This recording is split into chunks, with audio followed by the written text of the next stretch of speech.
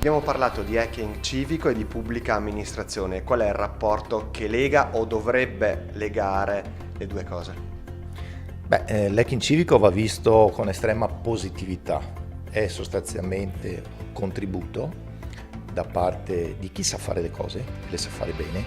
Tipicamente noi dentro la sfera dell'hacking pubblico o del civico, come viene chiamato meglio, il paradigma, comprendiamo gli smanettoni o nerd, come vogliono farsi definire, i ricercatori, le start-up, i creativi, tutti quelli che non si accontentano di come viene offerto un servizio, anche un servizio pubblico, e quindi cercano di migliorarlo. L'ottica dell'hacking civico non è di rompere, ma è di migliorare, di aggiungere, di trasformare positivamente.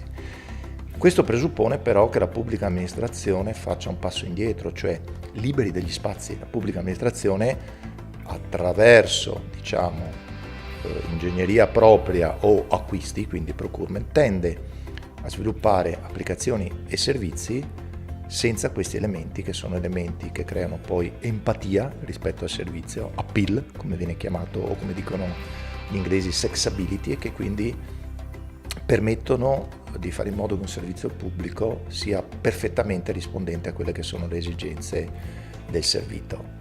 Quindi è un sistema di accoglienza, bisogna portare dentro la pubblica amministrazione chi sa fare le cose, o ancora meglio, e questo è un elemento un po' più avanguardistico, ma che comunque garantisco si sta facendo non soltanto nel Veneto ma anche in altre regioni italiane, fare in modo che la pubblica amministrazione esca, cioè che qualcuno dall'interno della pubblica amministrazione vada a vedere che cosa succede in ambito di innovazione e poi lo riporti all'interno della pubblica amministrazione, magari portandosi dietro uno di questi e portandolo all'interno del progetto, in modo che sia etichettato anche con queste persone, che quando lo sentono loro riescono anche a diffonderlo meglio.